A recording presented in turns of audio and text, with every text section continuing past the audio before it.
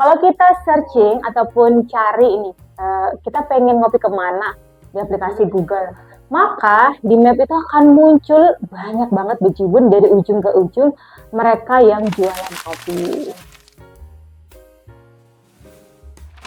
Dalam membangun bisnis kopi, nih ada satu komponen yang penting. Kita mulai komponen ini apa?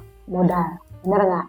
Kalau kita nggak punya modal, apalagi bisnis kopi yang butuh tempat, peralatan yang nggak murah, skill belajarnya juga nggak murah, tentu kita butuh banget yang namanya modal. Kira-kira berapa sih proporsi yang pasnya ketika kita punya uang, kita punya dana, kita gunakan untuk membangun bisnis kopi. Kalau ini adalah bisnis pertama kita, maka kemungkinan besar kita masih di fase trial and learn. Artinya kegagalan dan kerugian itu akan jauh lebih besar karena kita belum pernah punya pengalaman sebelumnya bikin bisnis, apalagi bisnis kopi.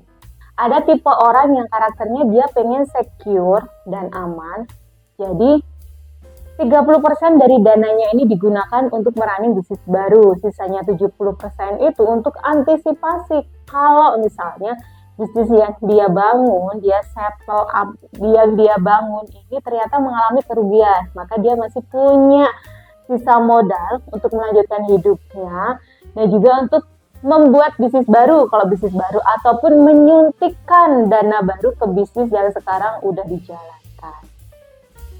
Kalau kamu tipe orangnya suka bermain dengan resiko dan tidak terlalu memperdulikan itu, mungkin kamu bisa memasukkan 70-90%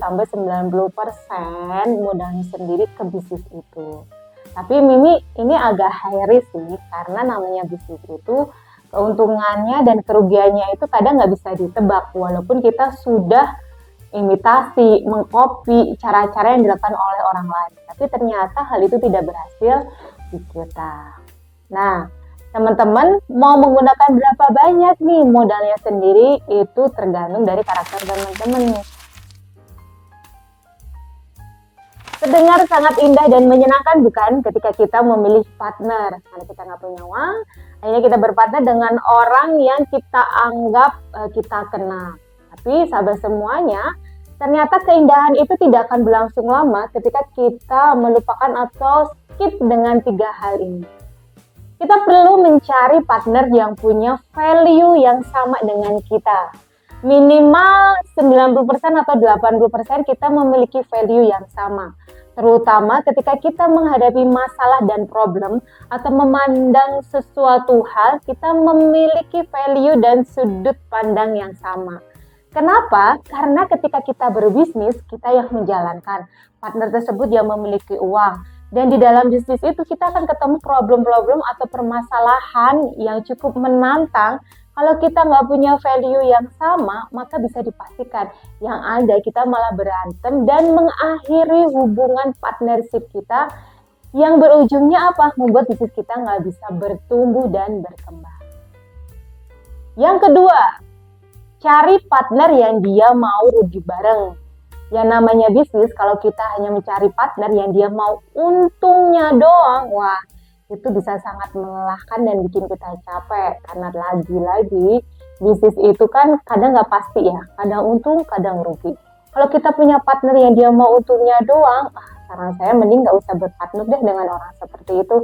Artinya dia nggak mau tumbuh dan berkembang bersama dengan bisnis yang kita bangun. Jadi pastikan partner yang kalian pilih ini juga mau menanggung kerugian bersama. Asal kerugian itu bukan kita lakukan secara sengaja. Dan poin yang ketiga, kalau kita udah punya partner, kita perlu membuat akad kerjasama yang jelas. Jadi tanggung jawab kita apa, tanggung jawabnya dia apa, berapa proses pembagiannya. Walaupun nih, kadang ketika kita sudah membuat akad perjanjian, orang tersebut masih mengingkarinya. Itu bukan kesalahan kita, karena saya sendiri sih pernah mengalami ya, membangun bisnis dan berpartner dengan orang lain, dan kita sudah menulis akad kerjasama di situ, tapi dia memang tidak memenuhi akad perjanjian itu. Dan akhirnya dia nggak mau menanggung kerugian.